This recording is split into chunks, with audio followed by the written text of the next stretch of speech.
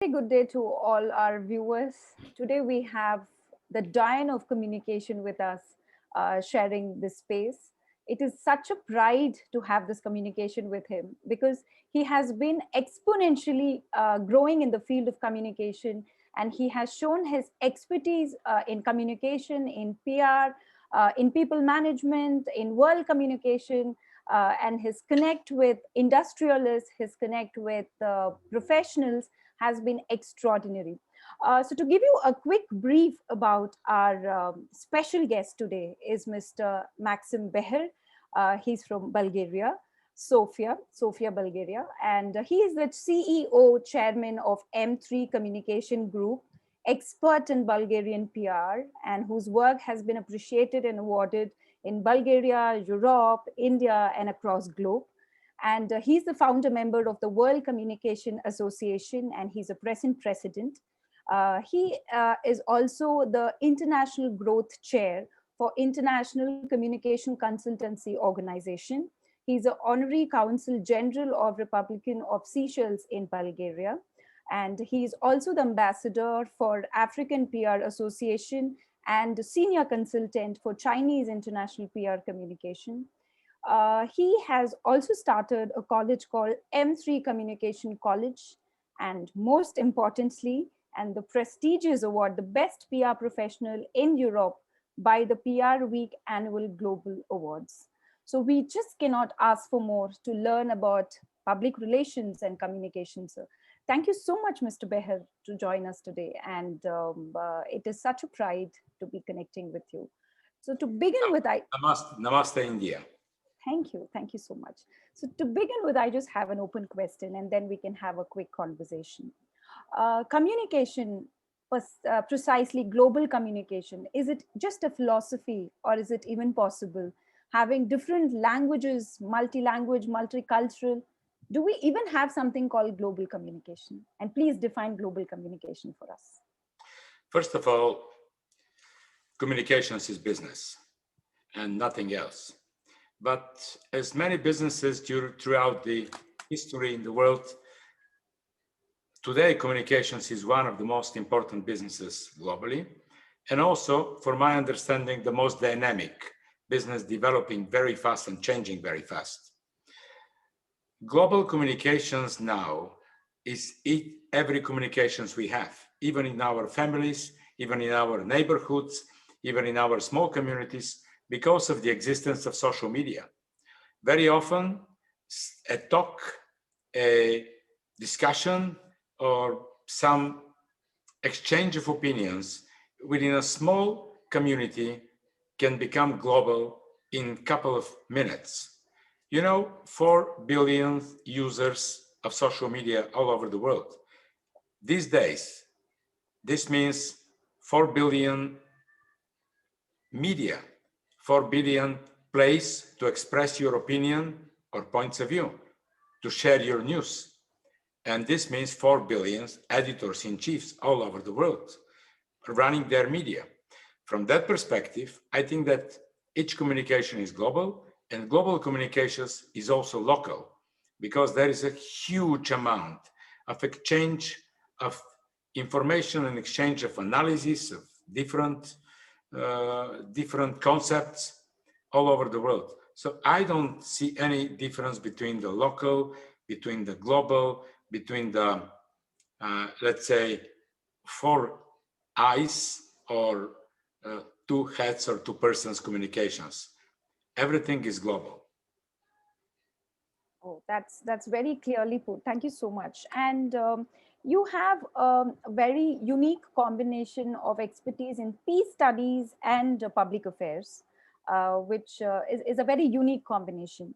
And we being the largest democracy, India being the largest democracy, still public affairs is one topic which has not been completely defined in the way it is defined in the West. So if you could just give us an understanding about first the peace studies and public affairs and your insights to developing countries like India when it comes to public affairs. First of all, I love India. Not that I like India, not that I enjoy my travels there or my friends. I simply love India, and I'm a great dost of India. And I appreciate the way democracy is developing, appreciate your personalities, culture, history, nature, and also I regret very much of what's happening recently with the coronavirus and all the sad stories. But I'm sure that Indian people are strong. They will overcome. They will get out of this much stronger, much more united, and I hope with much more knowledge, because this is very important. Public affairs these days is something which is absolutely and must be transparent, ethical, and good functioning between the societies and the governments, if we speak about public affairs. I'm very cautious using the word lobbying, being in our business, because in the modern times, lobbying is always moving on the edge between the suspicious acts and the transparent acts. But as you said, public affairs is a very good word. And I think that this is an act where the societies now, these days, are pushing their governments or their executive bodies or institutions to act in favor of the people, to act transparently, to act ethically, and to act efficiently. Because very often we can have a ministry of, let's say, economy or trade or important ministries, being very transparent, being very ethical, but doing zero. And we don't need such an institutions. So again, I'm going back to social media. With social media, societies are these days enough strong that they rarely go on the street and exposing their opinions or their wishes, but they go on Facebook, they go on Twitter, they go on Instagram, on TikTok, whatever, LinkedIn, name it, and they say to their governments, if they don't do the job, enough is enough. Please get out and we would like to have another elections. Or if they do the job properly, they say to their governments, we support you guys. Please do your job in a way you're doing because we would like to live better.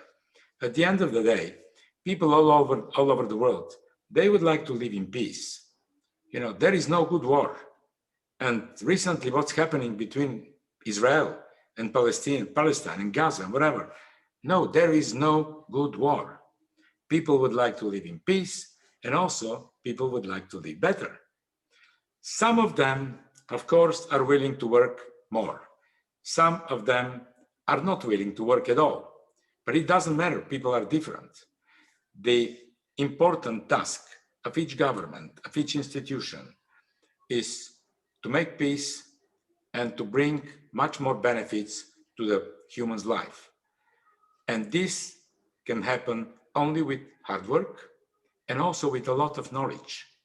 I'm telling my office almost every day, and now we work home office, so we communicate every day on Zoom, on different platforms, and I'm telling them, read, read, read, read, because knowledge is of great importance. Knowledge is changing every single day. Brand new things are put on the table, brand new management rules, brand new governmental rules, and all of them, they depend on communications. So 2021, we have absolutely unlimited chance to get knowledge. Social media, Google, different sources, even Academy of Sciences, even the Nobel Prize winners. You can see Nobel Prize winner on Zoom or Google or any other, YouTube, something which never ever happened before. And we were even didn't think about that 10 years ago, that we can communicate with someone who has a lot of knowledge. So if we have knowledge, then ethics, transparency, and hard work, this combination, this puzzle will bring all the nations to great success. Wow, that's a very insightful way of connecting peace study and public affairs. I think that's a beautiful connect which you have thrown, and that's a beautiful ray of light which you have given. How important is to have peace studies along with public affairs. And now, asking you a question about this World Communication Forum Association, which you have been the founder member and which you are the president right now. So could you just give us some insights about what you've been doing there and what the organization is about? World Communications Forum Associations is based in Davos, Switzerland, and we were doing events since 1 decade, at least, in this beautiful mountain resort where the presidents and prime ministers are meeting for the World Economic Forum. And then afterwards, we were doing something like a follow-up with the Communications Forum. And we stayed in Davos. The World Economic Forum, for one or another reason, was held online this year. And of course, we were holding also online, and they plan to move to different places. It's a great community of high-level professionals. And I can say also great community of good friends. Throughout the years, we had many times very high-level Indian guests and Indian participants. Mr. Yogesh Joshi, who is the president of the Association of Business Communicators of India, is a great friend and was an honorable speaker in many of our forums. But most important is two things. First of all, we cover all over the world. We have members from Australia, we have members from Canada, we have members from many, many, many other countries all over the world, Africa, of course, Latin America, everywhere. And secondly, we have excellent personal relations between us. So when we meet at our summits or our meetings, it might be very naive, but first of all, we embrace each other, then we handshake, then we go have a drink, and then we discuss the serious business communications issues and topics and questions.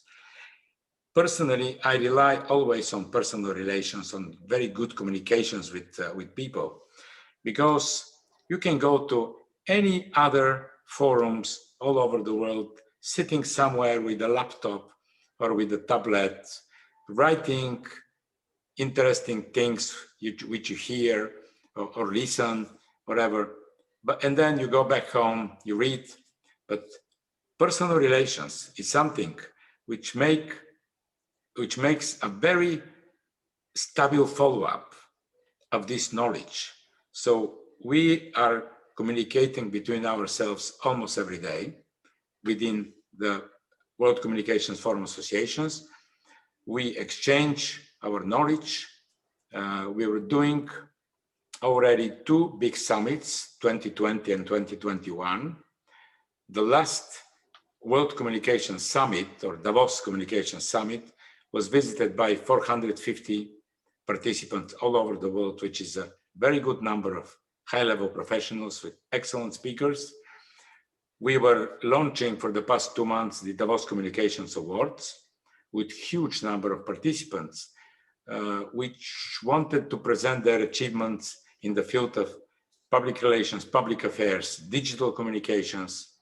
And also, I plan to launch in 1 or 2 months the Davos Communications Academy, because the knowledge we have, especially with the academy professors or different teachers which we have as members, it will be a great honor if they can share their knowledge and, most important, practical case studies to the young people and to the students.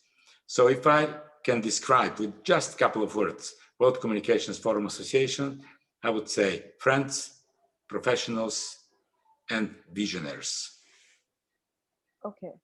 I cannot agree more when you said when there is a world arena of communication or a discussion, the amount of exposure, the amount of confidence, and the amount of understanding is beyond explanation. And I'm sure this is what the participants get back when they come and attend your forums. And you have always been, in fact, you have been one of the very rare communication experts who have spoken about political communication, and who has also given a statement saying that youngsters are very essential to take up this communication in a, for a better form. And because we have also been associated with a few initiations like this called the Next Gen Political Leaders, wherein we kind of give exposure to the young politicians and young aspirants who want to join in politics. And we give them some webinars, we give them some training.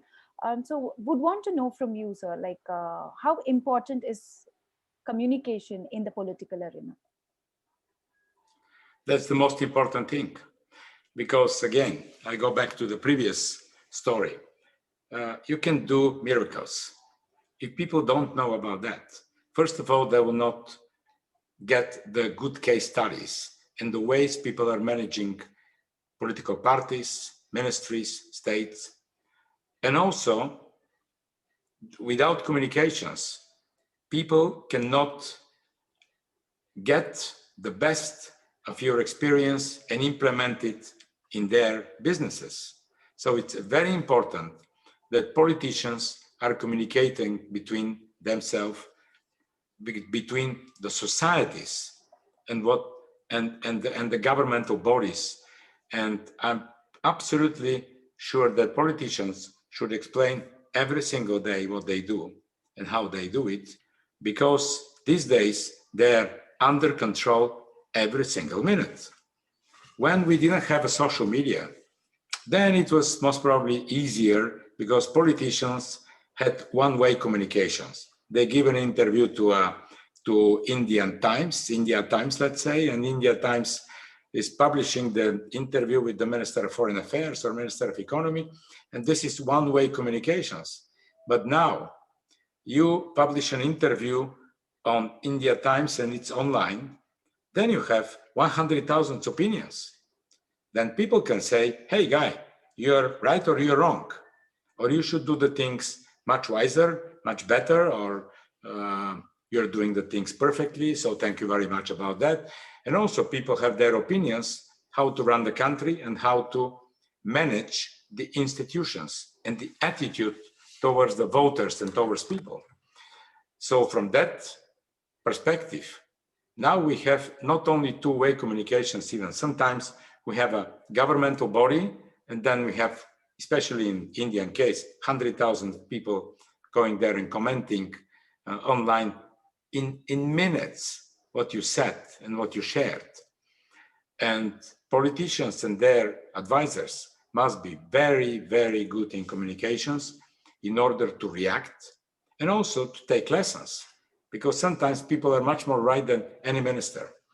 Then the minister, if he is enough wise, should say, oh, they're right, let's change this and let's change that. I just want to add to your previous questions, to my previous story. India has 3 representatives in the Global Executive Board of the World Communications Forum. This is the only country that has 3 representatives. We have Saurabh and Ganesh from Chennai and Saurabh from Delhi on my Global Executive Board, and mentioned already Yogesh Joshi is our controller. And in all Global Executive Board, we have just 1 member from each country. India has 3, so appreciation. That's so very kind of you, and that's more motivating for all of us as an Indian. We're really proud that we could take up some space in the international forum on the communication front. So now that you have touched about social media, which what you were saying that internet communication, so you being from the print media, still feel that probably print media will not survive longer, and it's the digital world which is going to take it further, and the social media is going to take it further. But yet you had given a comment saying that it is a little chaotic. So can you just give us some insights about that? I spent about 20 years of my life in the printed media. I was editor-in-chief of a daily newspaper. And when I resigned and started my own business, and then it was at the very, very, very beginning of the internet. And then when internet appeared, even before social media, it was absolutely clear that the printed media will go out and will fade away. And when I started sharing, it was the end of 90s, then a lot of people were calling me and were saying, Max, you're very stupid. The newspapers will live forever. They will never disappear. Why are you talking about that? You were with one of us and you were editor of this newspaper, and then you're talking against your past and whatever. And I was saying, listen, guys, this is the reality. This is the reality. And let me say this way, especially after social media appeared, newspapers, the printed media, will disappear, and will disappear very soon. Not because they're bad, not because this is bad journalism, but because financially they will not be able to survive. And the reason is very simple. The advertisers would like to advertise much more in social media because of a couple of reasons, but two of them are important. First of all, social media are targeted. Then you want to advertise in Uttar Pradesh or in a favorite state of Goa, or the state who has same name as I have, Bihar in India. So you would like to advertise there, then you target your advertising to Goa or to Uttar Pradesh or the others, or to New Delhi or Mumbai, whatever. First of all, this is very targeted. And then you can choose young people, mainly female, with whatever interest, with whatever education. It's very, very, very big advantage for the advertisers. Number two, first time in the history ever, a media is measurable. Because social media are measurable exactly. Just assume that you put an advertising in a printed newspaper, and then the advertiser goes to the editor and says, excuse me, I apologize, but can you please tell me how many people saw this advertising? And then the editor says, oh, we have 100,000 in India, especially 100,000 circulation. Then 4 people read this newspaper, so 400,000 people read your advertising. It's not true, because you cannot prove it. But in social media, of course you can prove it. And you can prove it up to the single reader. So that's why the advertisers, the people who are giving money to the journalists, they will go to social media, and the newspapers, of course, will be good, will be nice, will be professional, will have good journalism. But the advertisers will not go there. So the newspapers should raise their price a lot, and should raise their price so much that the customers will not be able to afford it. So now that, Mr. Behar, you have given such a clarity about the responsibility of media, and well, the responsibility of media, why would it go from the print to digital? At this COVID situation, should we not also consider about the responsibility of media in handling the emotional situation? Because I feel the social media, because there is no standardization there. So there is much of scope for people to create the panic during this pandemic, and there is no stern, guidelines for it. So how do we even cater if social media is going to come in the front line, the mainstream? Then wouldn't it be a little more chaotic? Social media are in the front line even during pandemic, and we can see it with very single view, because all the right and all the fake news are shared on social media in a way that people are reading, mainly them, but very on a low profile, are listening to the communications from the ministries, from the doctors even, because usually people read much more social media. And again, they trust much more social media. They trust even maybe a taxi driver with a second-hand laptop sitting somewhere in the garage or in the garden or in a coffee shop can write things, and if he writes this in an interesting way, much more people will listen to the taxi driver or his opinion, or a waitress, or whatever intelligent person, than to the minister who appears very official and who says things which very often people don't understand. For my big disappointment, the governments didn't manage to use the social media in the best possible way to deliver their messages to the societies. And pandemic, which we had with coronavirus, had never been before. Of course, we had 100 years ago the so-called Spanish influenza or Spanish virus.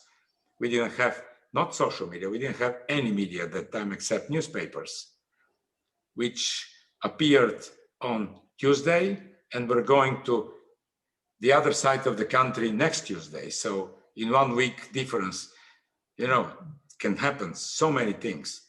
Today, even for 5 minutes, we registered such a significant changes. But on the other hand, there are millions of advantages for social media, and there are some disadvantages. One of them is the fake news. Number one, that's the most important. And the societies, the governments should have very clear vision, very clear approach, how to handle the fake news pandemic, let's say, because sometimes, the coronavirus pandemic will disappear, I'm sure, but the fake news pandemic, we should fight, and we should fight every single day.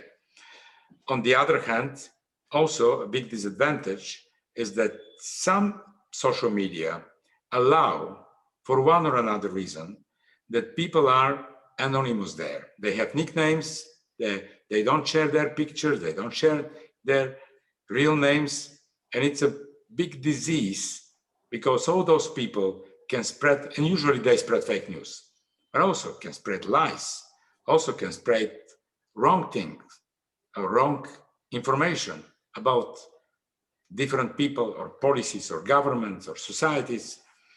But if you look at 10, 12 years ago, the situation was much worse. These days, Facebook, Twitter, LinkedIn, they're fighting against fake news a lot. And I see very positive developments. So I truly believe social media is running the news flow or the information flow in the world these days. And if we, with all our efforts, if we put an order of exchange of information and make it much more personalized and much more ethical and transparent, then it will bring only benefits to the government. A lot of people are afraid of social media. And they say, no, we don't trust social media. Oh, we are very careful of social media because they say bad things or wrong things or fake. Go back 1 century ago when Mr. Henry Ford introduced his first gasoline car. They call it at that time gasoline car. We call it today automobile or a car. So when they introduced the first gasoline car, a lot of people are saying, no way, it cannot exist, because this heavy machine, and they used to have before that horse cart, and this heavy machine can kill people. They need gasoline, and also the tires can blow up, and also the engine could be out of order. No way, it cannot exist, it cannot survive. But this today, we don't drive horse carts, we drive automobiles. So I can compare this with social media, because a lot of people say social media are very, very dangerous. They can destroy someone's brand or someone's image. And we have fake news, and we have nicknames, we don't have real people, and this and that. Of course that it will survive. With all our efforts, we'll make them more personalized, more ethical, and more real. That's very promising. Actually, when we talk about social media, it is with a lot of anticipation and it is with a lot of fear. But I'm sure this explanation of yours gives a lot of confidence and the beautiful example which you have given, I'm sure it's going to cling a lot of minds here. So now that we've spoken about a very important part, which is the fake news, and there's another important point which we wanted to discuss with you is women in communication.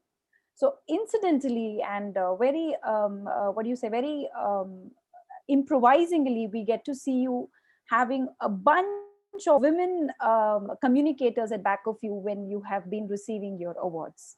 So that's a global message from you, from a person who looks, who's seen as a monarch of communication, having a fleet of women at back of him when he's receiving the award. Was it, did you do that because you wanted to spread a message, or is that the way of your work? And second thing, how are women in communication? It's a very female business. And never, ever, ever, of course, divide people into sex or race or religion or nature or whatever. It's, for me, it's one and the same. If you see the pictures of my office, you will see that 98% of the company is dominated by women, by females. Oh. And I have just a couple of men working with me, and that's the reason that I never ever look at the person having in mind his or her sex or region or whatever. So I just, I have only one request when I appoint a new employee in the company. There's only one demand, only one request. I don't, and sorry for saying this, but that's the reality. I don't look at his or her education. I don't look where from is the person, how old is he or she, then I don't care. I just have one demand, one request, sparks in the eyes, nothing else. When I make an interview for a new employee, I look always at her or hers or his eyes. And if I feel spark in the eyes, that means ambitious to develop her or him or himself, ambitious to make a career, ambitious to get some interesting knowledge, ambitious to work in a modern company. So I think that in public relations business, women are very, very strong power. They understand, first of all, they make much better teams than men. That's my point of view. I might be right, might be wrong, but my experience shows that women make much better teams. They understand each other better. They're much more ambitious, much more knowledgeable, and much more consistent when they want to achieve something. And, it's long years in business, almost 30 years in business, making teams, trying to understand people. And I came to this conclusion that, again, I don't want to divide between men and women, but I feel much more comfortable if my team has better understanding and has a much better communications between them, if they're friends. And I found that in this business, women have better and more efficient communication skills. Well, so I just cannot look out for a better motivating statement from a person like you. Because in developing countries, unfortunately, women are yet to establish themselves in the communication field. Apart from the media, yes, they're doing good in media these days. But when it comes to that intellectual communication, or when it comes to public relations, or when it comes to other kind of communication, women in the developing countries are yet being seen not very capable of handling the situation. But you, from your desk coming, and then you having an office of about 98% of women, I'm sure this is like a bomb of energy for all women who have high aspirations to grow. And thank you so much for that very strong message. And I also was wishing to know from you, like, what is your expectation from youngsters? Yes, you do look at people through their eyes, and the spark in the eyes, and other very catchy statement which you have given us. And what do you look at youngsters, and what is your expectation from the younger generation when it comes to communication? First of all, this is crucially important. How do you define young and old? Because that's not the age. That's not the age, definitely. That's not the age. These days, a teenager between 12 and 15 years old can be much more capable than a person who is 50 years old. Much more capable, with much more knowledge, with much better education and much better reaction. So what is the definition of a young person and what is the definition of the old person? And I'll tell you my opinion. This is the speed of taking decisions, nothing else. I know young people who are 20 years old and they're much older in their minds, in their visions, than a person who is 60 years old. Because it depends on the personality. It depends on the nature of the heart, of the brain. And I think the speed of taking decision is absolutely crucial for defining someone, whether he is young or old. The younger, the faster taking decisions. And let me tell you one of my main principles in life and in my office. This is the principle of 3S. I think that based on those 3S is the future of the modern business. And this is speed, simplicity, self-confidence. Speed, because taking decision and the speed of taking decision, taking quick decisions, it's crucial these days. And I always say that the worst decision is better than no decision. People must take decisions every single day, minute, second even. You can correct your decision later on, but you must take it. Because sometimes, especially in business, we see situations that people say, I don't know, let me wait, let me think, let me see. And it's a disaster. So this is speed. Speed of communications, speed of answering your emails, speed of answering your messages on Facebook, speed of posting pictures and news on Facebook, speed of everything. Simplicity is the second S. And this is also crucial. Simplicity means that you should have priorities. You wake up in the morning, you have 25 tasks to do this day. And even if you put them on a list, you see all of them and say, oh my gosh, how can I manage this?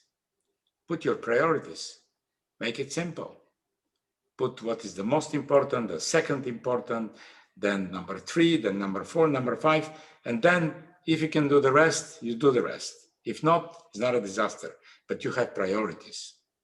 But also, simplicity means that when you post on social media, you must be very short, you must be very clear. Sometimes people are writing on social media the same way they're writing books. Sometimes you read something and you don't understand at all what this person would like to say. And number 3, which is basically number 1, self-confidence. I don't know a single successful person in business or even in private life, in social life, or in politics in the world without self-confidence. And these days, the capable people should have a self-confidence. They should know what they want to achieve and how to achieve it. So those 3S are crucially important for the success, for my understanding, of each person in the modern world. Well, I'm out of words now. Thank you so much. That's very kind of you to share, first of all your secrets, and the simple way is simplicity. And that's really very true. Break the big work into small pieces and just start doing the work instead of just looking the work very big. And that makes really a lot of sense. And I wouldn't do justice if I not talk about this international communication consultancy organization where you are the chair for international growth. So coming back to that, if you could just give us a little more insight about that and how different is that from this World Communication Forum Association? ICO, International Communications Consultancy Association, organization, is the largest public relations community in the world. I've been, and it's deeply, deeply in my heart. I've been on the board for the past 12 or 13 years, and I was a treasurer, then vice president, then a president, and I stayed after I was a president in the Global Executive Board, the Global Executive Committee of ICO, and I was appointed recently as chair for international growth in order to use my experience and to get on board much more countries and much more points of view and much more cultures and achievements. So I'm working very hard on that job. But again, I was a president, and I know also the organization inside, and I know the way it functions, and it's a great community of high-level expertise in a way that no one can imagine, even in this professional business, that we should gather in one and the same place such a great experts from more than 70 countries all over the world. So one of the most important, I'd say, task of ICO is the professional standards, which we impose to the communities and we share with them all over the world. Public relations is very Anglo-American business. It was born in the United States and they moved to the United Kingdom. And then even when I was started this 28 years ago, it was not as much developed in countries in Europe, even in India, China, many big countries, Japan, big markets. So public relations was something like advertising, but advertising with more communications with media. And the big difference between public relations and advertising was that advertising buys media, public relations earns media. And that was the big difference. These days, I think that there is a process of a global merge of the three most important parts of the global communications business. And this is advertising, public relations, and digital. What will be the future name, the future brand of this global merged business? Who knows? Because it will be clear most probably in 3 to 5 to 6 years. But on the other hand, there is a big fight. Who will lead this future merged or united business? A lot of people say advertising, because advertising buys media, advertising has the resources, has the creative departments. A lot of people say digital, because digital is the future, because the digital guys, they're developing different special places, they're managing social media, they can do SEO, the search engine optimizations, and this and that. But I say public relations will be the leader of future business, because this is all about the content. It's all about the content. And we, the public relations experts, and we truly believe this in ICO, we are creating the right content. We are the masters of storytellings. We are even creators of the graphic content and the video content within the social media. You can own an excellent website or an excellent profile in social media. If you don't supply with content every single day, then it will go down. But if you have a good content, then it will go up. So from that point, I believe that ECO is one of the most important communications communities in the world. And I'm very happy that current president of ECO is an Indian guy.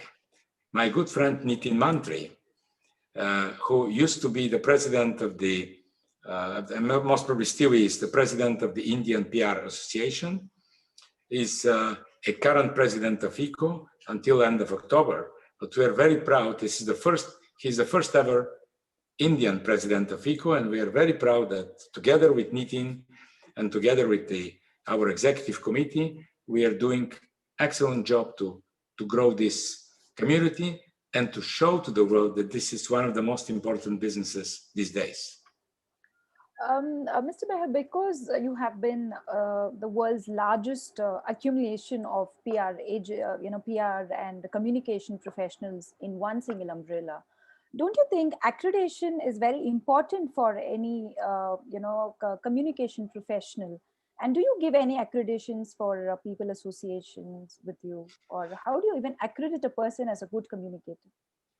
It's a very tricky question, which had been discussed since decades, whether the PR professionals should be accredited like doctors or like lawyers. But I think that we should leave this to the market. You know, doctors are doctors. They're in a very special field of activities which concern our lives and our health. And this is really crucial, and you should have a very, very, very specialized knowledge in this business. Lawyers as well, because they should know the laws, the legal environment of each country. I think that communications experts should not be accredited. And also, our clients are the ones who can accredit or discredit us. Our clients are the ones who can say, this company can do the job, or this expert is a brilliant expert in his field of activity, in this case, public relations. And very easy, if we are not capable to do the job, or a company is not enough professional to provide good services, can be out of the market, because the clients will say, this company, this guy, this manager, this expert are not eligible to do the job because they're not professionals. So from that point of view, I think we should not have accreditation, and we should leave this to the open market and to the opinion of our clients, and of course of our brands, because we rely very much on the brands. And you know what is the brand? The brand is what people say about you when you're not in the room. And this is the most acceptable definition of a brand. So if our clients talk negatively about us when we are not in the room, then we're finished. We are not an experts. And the only accreditation to the PR experts can be given by the clients. Or will there be in the future probably an accreditation board which comes up? Because that communication is one of the most inevitable profession for any organization to run. And now that, you know, the digital world coming in line and things can be quantified. So will it be, can we expect probably in near future sometime, there may be some accreditation. Is there a scope for it? I can expect, of course, if it's done in one of the big markets like US, UK, Germany, India, China, Japan, then we can see the outcomes and whether it will be successful. But of course, I can assume this, and I can predict that not far away from now, countries or organizations or institutions or communities can try to make accreditation of the communications profession. And if the results are promising, I would support such accreditation with all my heart and experience, of course, but we should see whether it will work and how it will work. And also, very important point, whether clients will accept our accreditation. Because sometimes the clients can say, okay, the company XYZ is not accredited, but we like them very much and we would like to work with them. So what will happen? Who can prohibit the clients or who can stop clients to use the services of non-accredited company? I don't think it will work. But if there is a system and if it works, then I would support this, because our business is very dangerous if it's done in the wrong way. We have influence on the target audiences. We have influence on the societies. We are very influential persons who can handle media, both traditional and social. So there is a point that, okay, if you operate with media influence, then you should be ethical, then you should be honest, transparent, professional. But then again, the last point are our clients. If they like to work with us, they will work with us with accreditation or without accreditation, and no one can stop them. So does this hold good for both the companies and individuals? Like as an individual expert, the description you're giving, does it hold good for both the company as well as the individual expert? It will be good for both, that's for sure. But we should see how it will work. And the future is in front of us. So we can check this. We can start from India. We can make an experiment in India, and I will talk to Nitin Mantri. So if the Indian Peer Association can do this experiment, then I will support them. That's a good hope. That's a huge hope. All right. Thank you so much for that. And, you know, if Mr. Behar, if I can tell you with all my heart, the more I was researching about you for this interview, the more I have actually had high respects, and I've been awed with the work you've been doing. So you breathe communication, you talk communication, you sleep communication, and you also started M3 Communication College.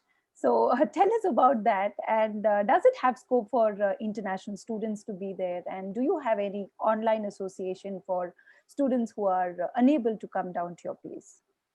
We have online courses, of course, and we are mainly online, especially after the pandemic. Unfortunately, on that stage, the courses are only in local language, Bulgarian language, but we're planning until the end of the year to develop English language training courses, and I'm absolutely sure that will be very successful. Of course, education is the base of development of our business.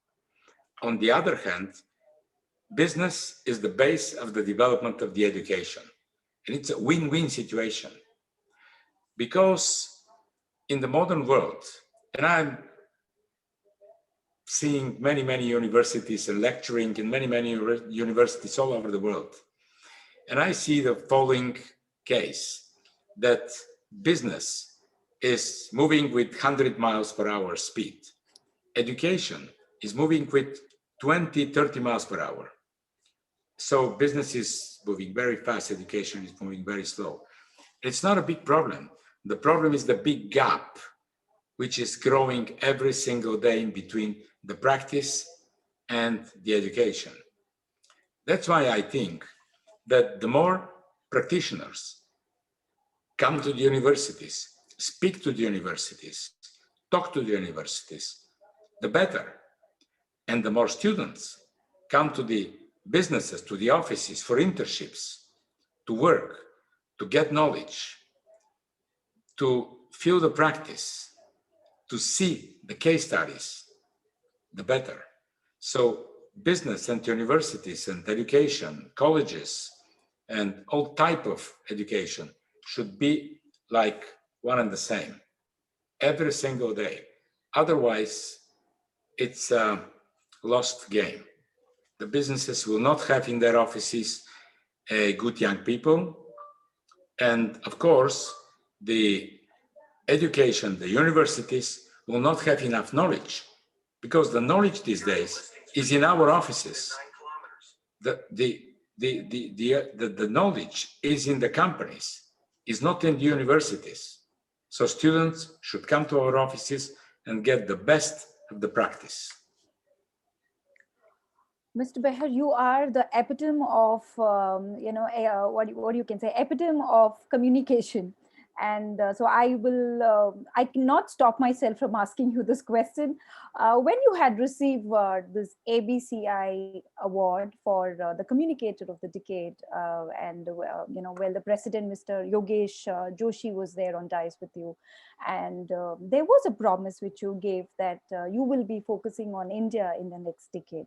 So was there something which had happened after that? Because we cannot let go, if I may say, a communication guru, which means a communication preacher like you, to be not very far from India. So, and because you have given us a commitment to be focusing on India, was there something that you could do with India henceforth from then? Absolutely. First of all, when I received the award in 2012, I said two things. First of all, India Merijan, which I deeply have in my heart. And secondly, I said that I take this award as a credit. It's to be a communicator of a decade is a great honor, but also great responsibility. And afterwards, every single year, I communicate with my friends from India. I was the one to support Nitin Mantri to be promoted as the president of ECO with all my heart, and I was really sure, and I was absolutely convinced that India, with all his nature, with all its experience and philosophy, and also business achievement, can be very useful for the global PR communications society. So we've been doing with Yogesh Joshi and with many friends I have in India, a lot of discussions, a lot of workshops together. I came 3 or 4 times to India after the award and was a speaker in many different universities, mainly in Delhi and Mumbai. And also speaker at the forum organized by the Indian PR Association, by the Association of Business Communicators of India. So this is, and also Yogesh Joshi was my guest in Bulgaria. We were meeting with him in many other countries in the world and dealing as a joint team promoting both India and modern communications. But again, its credit had not been paid yet. So I think that my good relations with Indian friends from the communications business are still to come after the pandemic. So now we can expect much of Mr. Behar's attributes and teachings to Indian professionals also. So may I take that?